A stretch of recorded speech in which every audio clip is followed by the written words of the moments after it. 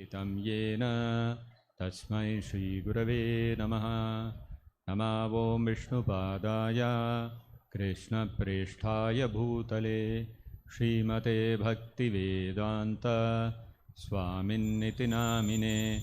Namaste Saraswati Deve Gauravani Pracharine Nirvishesha Shunyavadi Paschatya Deshatarine. Jaya Shri Krishna Chaitanya Prabhu Nityananda Shri Advaita Gadadhara Shri Vasadi Gaura Bhakta Vrinda. Hare Krishna Krishna Krishna Hare Hare, Hare Rama Rama Rama Hare Hare. Mokam karoti vachalam Pangum Langhayate Girim Yat Kripatamaham Vande Shri Gurum Deenataranam. Hare Krishna. So, do we have any points for discussion? Yes. Hare Krishna. Hare Krishna. Like how to preach Krishna consciousness? Like in the Vedic times, Swayambhuman and all, they are kings, they have power. So now in this Kali Yuga, where the devotees are not having the administration position in the society. So, but the Krishna consciousness has to be preached all over the world, cities. So, how it can be done? In what manner? Because we don't have the power to influence, they may not take seriously or. Okay. So basically, in the Vedic times, in the Sanatana Dharma culture, Varnashrama Dharma, the different social orders and spiritual orders of the society were entrusted with certain responsibilities to ensure that the society functions smoothly, there is peace and harmony, there is prosperity within the society, and everybody gets an equal opportunity to progress spiritually. That's the fundamental purpose of organizing the society in the form of the Varnashrama Dharma. So, the primary purpose being the spiritual advancement of the society, and also the peace, harmony, equal opportunity for everyone, economic development. These are all corollary things. Those are also required. It's not that any of those things are denied or rejected. So for that end in mind, the responsibility of guiding the society in the right direction so that all these purposes can be achieved rested with the Brahmanas. So the policies were already given in the Vedas. The Supreme Lord himself has given all the policies, policies and principles which the society has to follow. The direction and the application of the principles and the policies, in which circumstance which principle has to be applied, whether there is any mistake, judging the implementation, the performance of the implementation, all reviewing, these things rested with the Brahmanas. The actual implementation would not be the responsibility of the Brahmanas. The actual implementation would be done by the Kshatriyas. So implementers were different, the policy maker is the Supreme Lord, and the advisors were different. The advisors were different, the implementers were different. And the Vaishyas and the Shudras had their own secondary roles to play in the society. The primary, the most important roles were played by the Brahmanas and Kshatriyas. Of course, we are not talking about the by-birth caste system. Those times, a person was classified as a Brahmana, Kshatriya, Vaishya or Shudra based upon his qualification, his psyche, his psychological makeup. Not only that, for the spiritual emancipation, the society was further divided into the 4 ashramas: Brahmachari, Grihastha, Vanaprastha, Sannyasi. So, the implementation and the uh, the implementation of all those Vedic principles and the uh, protection of those principles, the protection of the whole system to ensure that things, to provide a suitable environment in which everybody can practice all these principles in a free and fair manner without any restriction, obstruction or repression of any kind was done by the Kshatriyas. That was the administrative responsibility, governance, what we would call. Now, so under the protections, under the aegis of the Kshatriyas, the Varnashrama system flourished. The Vedic principles were spread all over the world and everybody had an equal and fair opportunity to participate in the spiritual benefits of the following the Varnashrama dharma system. So, equality was practiced not in terms of one's opportunities for economic development or participation in the administration. Participation in the administration, the advisory role played by the Brahmanas and the administrative role played by the Kshatriyas was specifically reserved for qualified people, people who had the ability to implement and understand these things properly.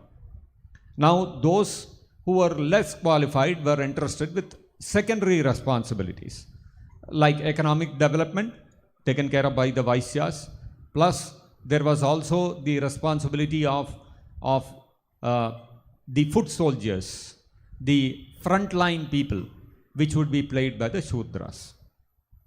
Now, for all of these people to be able to, and the Brahmachari, Grihastha, Vanaprastha, Sannyasi, all these people to be able to follow all their respective occupational duties as well as their dharmic duties and spiritual duties. Three kinds of duties everybody had to follow. So, to give a good environment in which this could be practiced was the responsibility of the Kshatriyas. So, as long as the Kshatriyas were conscious of this duty of theirs, the Varnashrama system, the Sanatana Dharma culture flourished. Now, in due course of time, the Brahmanas, the unqualified people started occupying the post of the Brahmana simply on the basis of their physical birth in a particular family. And this was the beginning of the degradation of the Sanatana Dharma of the Varnashrama system.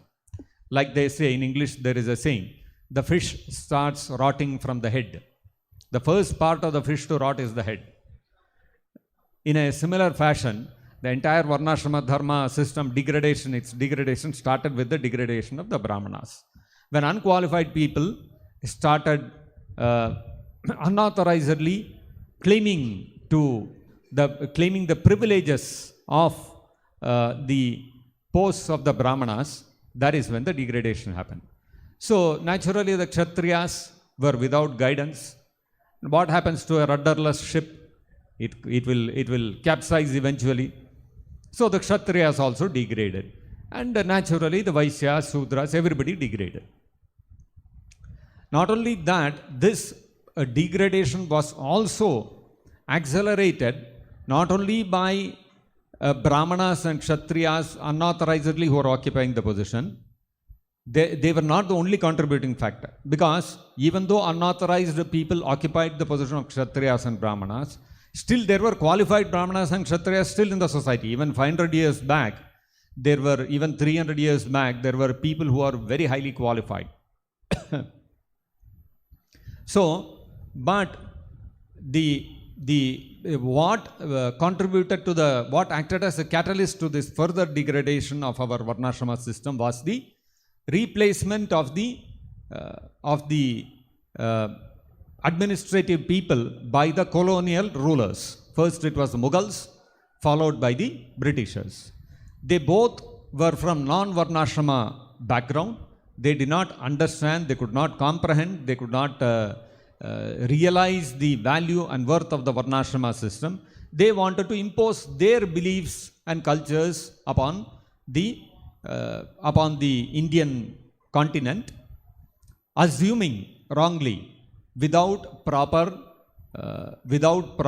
guidance, without proper understanding, and also because of blind fanatic faith in their own religious systems, that the Varnashrama system was not as advanced as theirs.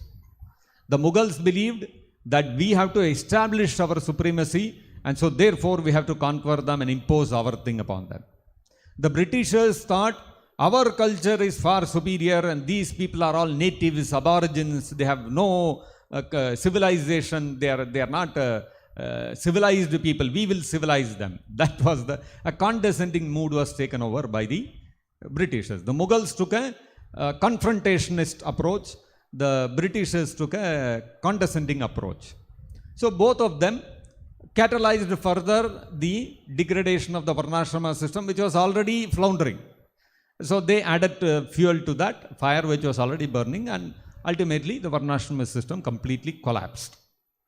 Now, the Varnashrama system is a material arrangement meant for facilitating the spiritual progress of the people. As we see in the Puranas also, Vishnu Purana it is stated, Varnashrama charavata purushena parappuman Vishnu raradhyate nanya tattosha karanam. So, the prime, the essential purpose of the Varnashrama system is to please Lord Vishnu for advancing in spiritual life. That's the purpose of the Varnashrama system. So, the Varnashrama system is a material arrangement to facilitate the following of the Varnashrama of the spiritual practices which are inherent, which are built into the various rituals which are part of the Varnashrama system, part of the Vedas. The Vedas comprise a lot of material instructions also, but included in them, imbibed in them are also spiritual values. By following those material principles of the Vedas, we also advance spiritually. So both things are there. Now, when it comes to spiritual progress, the spiritual advancement, it is actually not dependent upon any material circumstance. No material circumstance can obstruct the spiritual progress of a living entity. This is the reality. Of course, if the circumstances are favorable, it only helps, it aids. But if the material circumstances are unfavorable, it does not mean that the spiritual progress is totally stopped. That spiritual progress of a soul can never be stopped. Just like we see how Prahlad Maharaj was living in his father's palace, it was a totally antagonistic kind of environment in which he could not practice his bhakti openly. That's the reality. If he would speak about bhakti openly, his father would get angry, he would try to kill him, so many things were happening. If he goes to school is a secular school, he is not supposed to speak about God there. So in the recess time, when the teachers are not there, he will call all his friends and talk a little bit about bhakti, about Vishnu, about Krishna, and like this surreptitiously he had to help assist his friends also in progressing spiritually. But the spiritual progress of neither Prahlad Maharaj's friends nor his own personal progress was ever checked, despite the great opposition given by his father, his own father. So, as they say, charity begins at home. Similarly, opposition to spirituality also begins at home. So, but still, it could not be obstructed. It cannot be obstructed. So, whatever material circumstance, favorable or unfavorable, may exist, still spirituality will progress. Just like we see today, the environment, the circumstances in India is far more favorable for practicing spirituality than it was when the Britishers were present. When the Britishers were ruling over India, not only was the spiritual practices of the people, the Vedic dharma was obstructed, but even economically and politically, the citizens were suppressed and oppressed, because of which there was no real freedom for the people even to express their own views.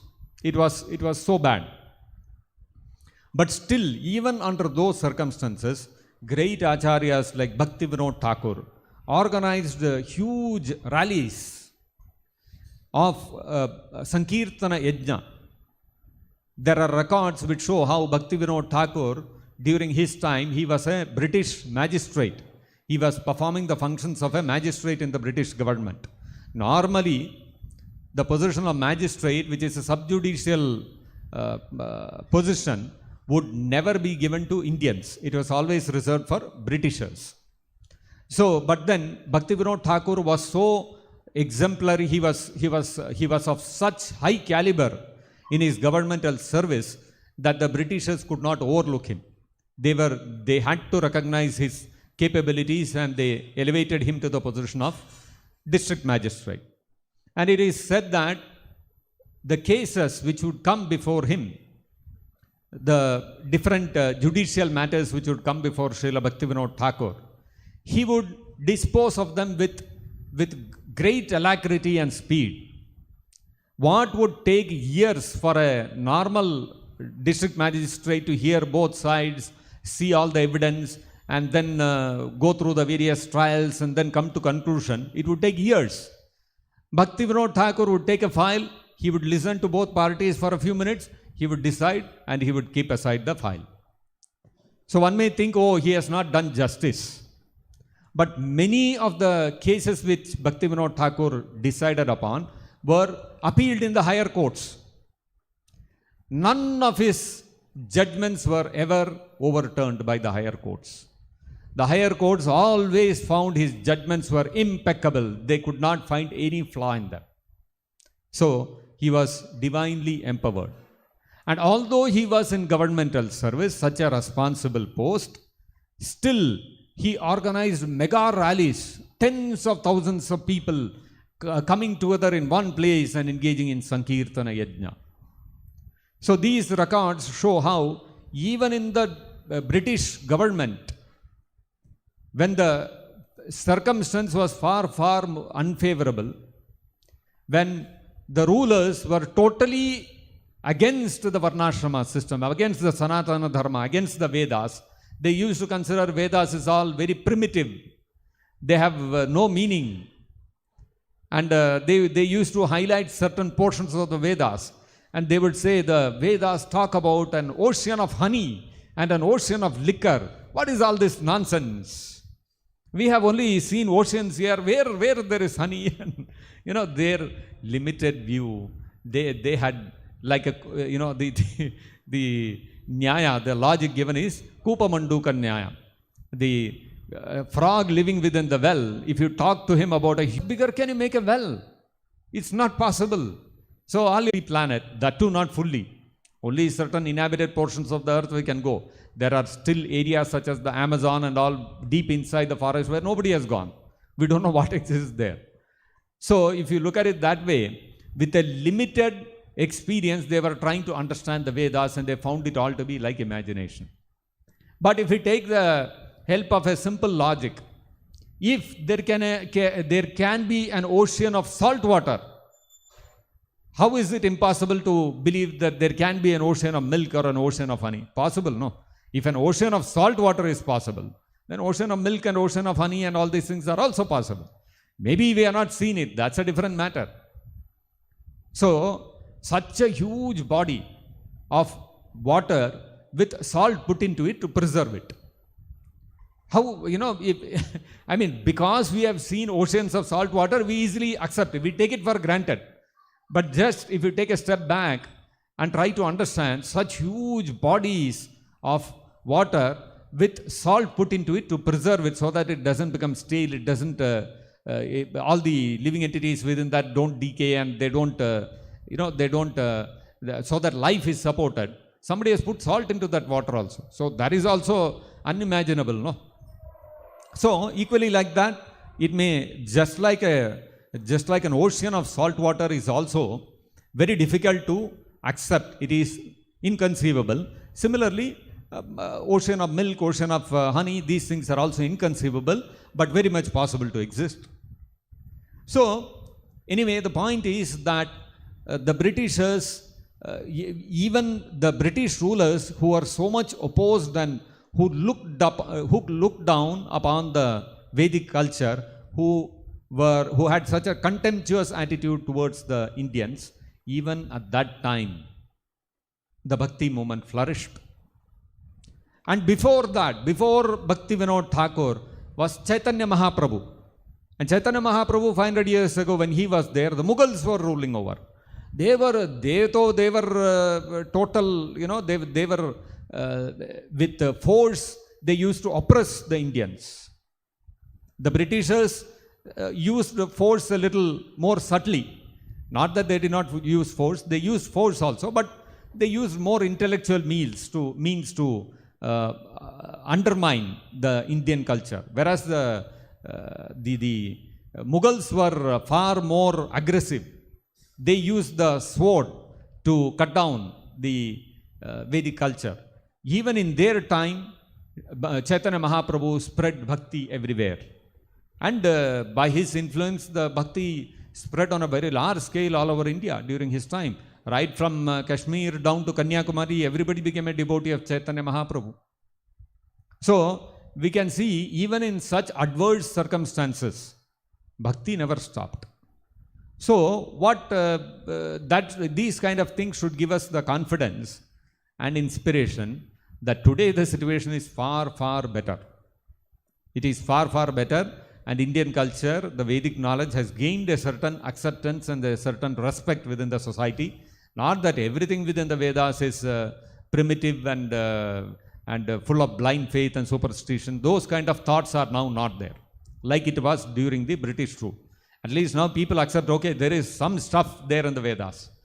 Although we will always have the confidence and the faith that the Vedas, whatever they are speaking, is the total absolute truth. They have to be accepted as it is. There are no flaws within the Vedas.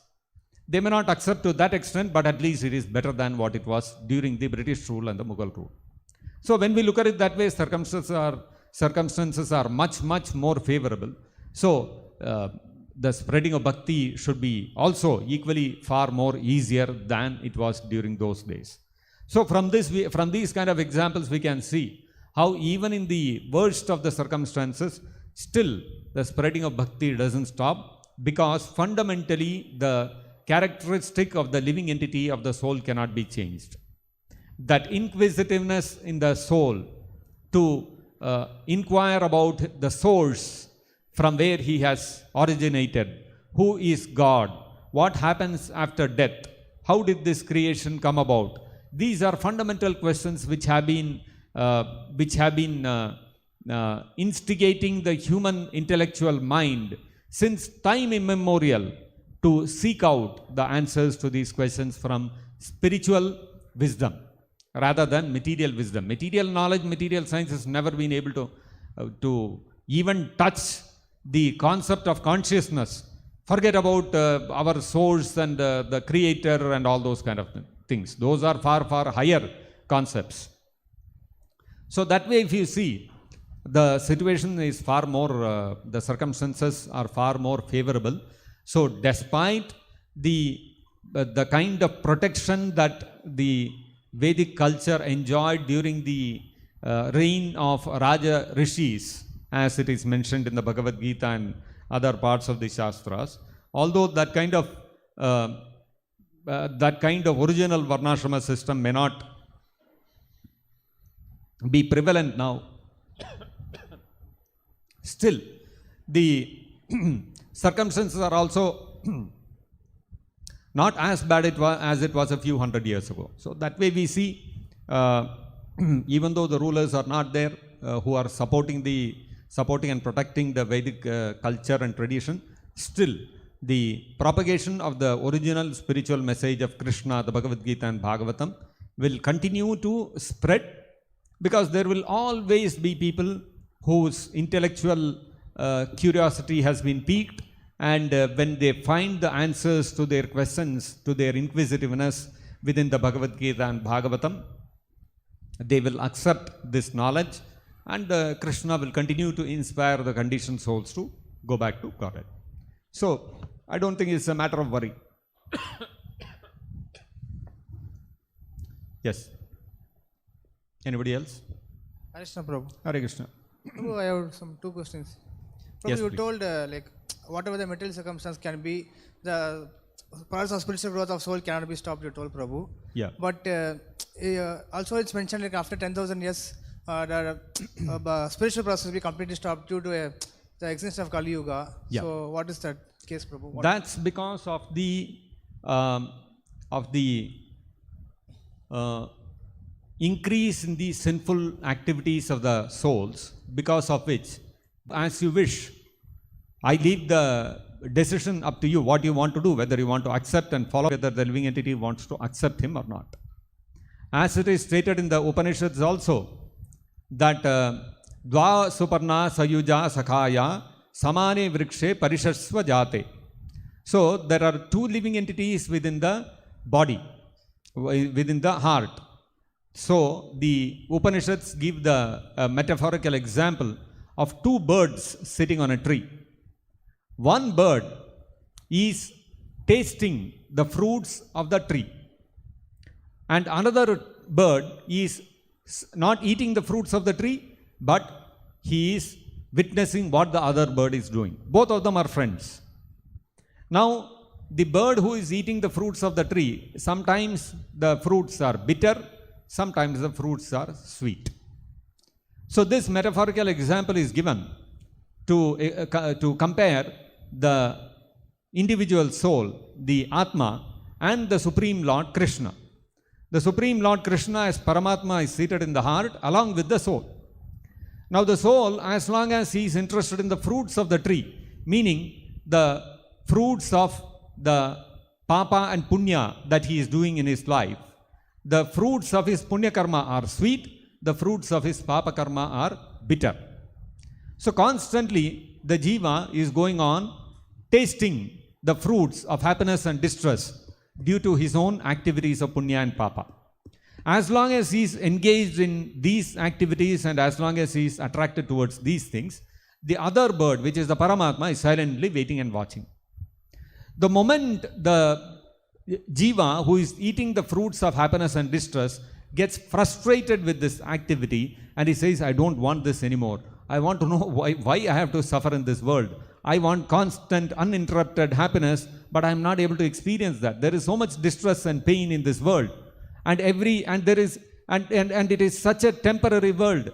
Every other time I had to keep dying and taking a birth and going on in this cycle of birth and death. How long will I go on like this? So when these kind of questioning starts in the mind of the Jiva, then what happens is Paramatma says, now you have woken up. Then immediately he guides him to a bona fide spiritual master, and then he starts understanding spiritual knowledge. He gains the Vedic knowledge and he is able to practice that Vedic knowledge, practice chanting Hare Krishna and go back to Godhead. This is the process. Now what happens is, towards the end of Kali Yuga, after 10,000 years, what will happen is, the Jivas become so degraded that they are no more interested in inquiring about the spiritual subject matter. So Paramatma is seated in the heart, but the Jiva is not turning towards him at all. He is only interested in eating the sweet and bitter fruits of his karma. So what Paramatma will also do? Paramatma will keep quiet. Okay, you are not ready now, so I will not interfere. So because such disqualified souls, such souls who are totally averse to spiritual life, take birth in Kali Yuga, therefore it appears that the spiritual knowledge gets hidden. So we have to understand that all those jivas who are totally averse to spiritual life get an opportunity to take birth in Kali Yuga, where they can follow the paths of atheism and try to fulfill their desires independent of Krishna.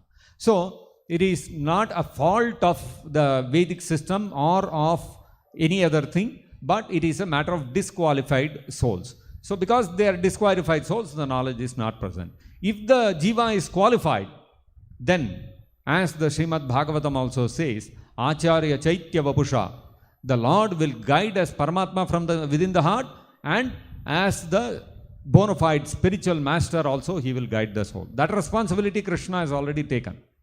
So therefore, because such souls who are inquisitive to learn about the absolute truth and about spiritual subject matter are not available in Kali Yuga, therefore the knowledge gets hidden. That's how we understand. Okay. What was the second question? One more question is like, you told whether we are living in temple or outside material world. Sorry? Whether we are living as a full-time duty in temple or living outside material world, you told in all situations certain level of spiritual progress is possible. But my question is it possible to fully spiritually grow in outside world than living in temple? Sorry, what was the last line? Is it possible to fully spiritually grow? Okay. Like the stage of reaching Vaikunta when living outside world? Yeah. When we are not, if we are not a fully dedicated devotee in the temple, but we are a devotee, we are practicing our spiritual life outside, is it possible to advance spiritually? Right? See, like I said, no material circumstance can prevent our spiritual growth. So our spiritual growth largely depends upon our sincerity, our dedication, and our commitment. There are so many examples in history. Like I was giving the example of Bhaktivinoda Thakur himself. He was such a great Vaishnava Acharya.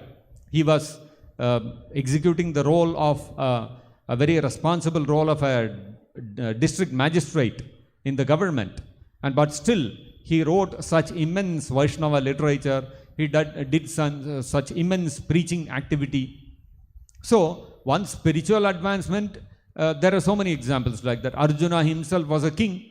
He was neither a sannyasi nor was he living in some ashram or mutt. He was being a king, but he was executing his duties, and at the same time he was a great devotee. Dhruva Maharaj is another example. Prahlad Maharaj is another example. Like that, so many examples are there. But there are also examples of people who have dedicated themselves fully to the Lord. For example, Narada Muni. He has no other work than preaching, and he is an Naishtika Brahmachari.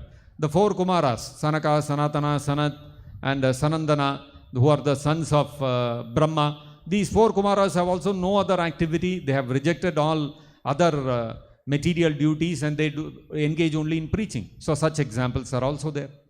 So what we have to understand is, although no material circumstance can obstruct our spiritual growth, still certain spiritual circumstances are favorable, certain things are unfavorable. So depending on the favorable and unfavorable circumstances, our spiritual growth may be slow or it may be fast. So if the circumstances are very favorable, we'll progress very quickly. If the circumstances are unfavorable, we'll progress slowly. Just like we have to chant Hare Krishna Mahamantra. Now Hare Krishna Mahamantra is Purna Suddho Nitya Mukto. It is completely pure. It is completely spiritual. It is beyond this material world. Nothing of this material world can touch or contaminate the Hare Krishna Mahamantra. But still, our spiritual master Srila Prabhupada said that we should try to chant our rounds as far as possible during the Brahma Muhurta time. Now, what does Brahma Muhurta time have got to do with Hare Krishna Mantra? Actually speaking, the effect of Hare Krishna Mantra is not reduced. Even if we sit at midnight and chant Hare Krishna Mantra, that effect is not any less. The problem is with us as the receptacle. How much of that potency of the Hare Krishna Mantra can I receive? In the Brahma Muhurta time, my receptacle is fully open. I can receive more of that mercy of the Hare Krishna Mantra. Now in the night, if I try to sit and chant, my receptacle is closed. So what happens? I will receive less of the mercy. So the ability of my material body, subtle body, to be able to absorb the spiritual aspect of the Hare Krishna Mantra is dependent on the material circumstances also. That we have to understand. So if a devotee is fully dedicated and engaged in serving the spiritual master's mission in the ashram, then naturally what happens is the quantum of devotional services he is doing is much higher. A devotee who is living in the temple, right from the time he gets up in the morning till the time he goes to bed at night, he is constantly engaged in some service or the other to the Lord and to the spiritual master. So that mercy is flowing to him throughout the 24 hours of the day. Whereas somebody who is staying outside, although he may be practicing spiritual life, still he has to earn for himself, he has to earn his livelihood, he has so many material duties and responsibilities to fulfill. So that will take up a significant amount of his time and energy and effort. So for that much extent he is cut off from the spiritual domain. So naturally his progress will not be as quick and as intense as that of a devotee who is fully dedicated to practicing spirituality in the mission of the spiritual master. So although the progress is not denied, still we have to understand that the progress will be much faster and much more intense if one is dedicated fully to the mission of the spiritual master. So these are all depending upon one's situation, circumstance, one's if one is able to dedicate himself fully to the service of the spiritual master and his mission, nothing like it. That's the best thing. But if that is not possible due to various circumstances, there may be some family pressures, some situations which make it impossible for us to dedicate ourselves fully. Okay? So then you take care of your material responsibilities and still continue your chanting of Hare Krishna mantra and following Srila Prabhupada's instructions. Progress will still be there. So it's not denied. But at the same time, we have to understand the degree of advancement will be different. Is that okay? Anybody else? We have Prabhu an online question. Yeah. During Dwapar Yuga, Prabhu, when Krishna was present, there were so many devotees and friends of Krishna were there. But why then Krishna spoke Bhagavad Gita to Arjuna only?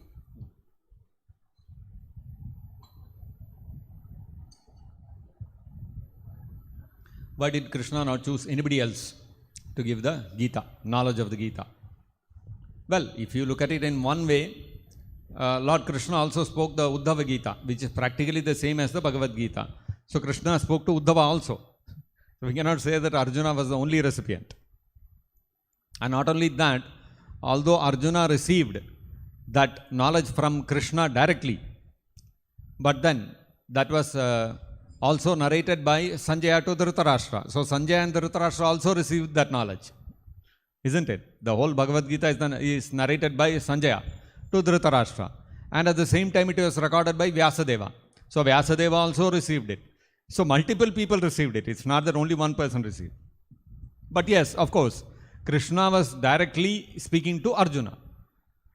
Now the point is that the Supreme Lord, whenever he has to execute his mission, he does it through one of his devotees who acts as his instrument.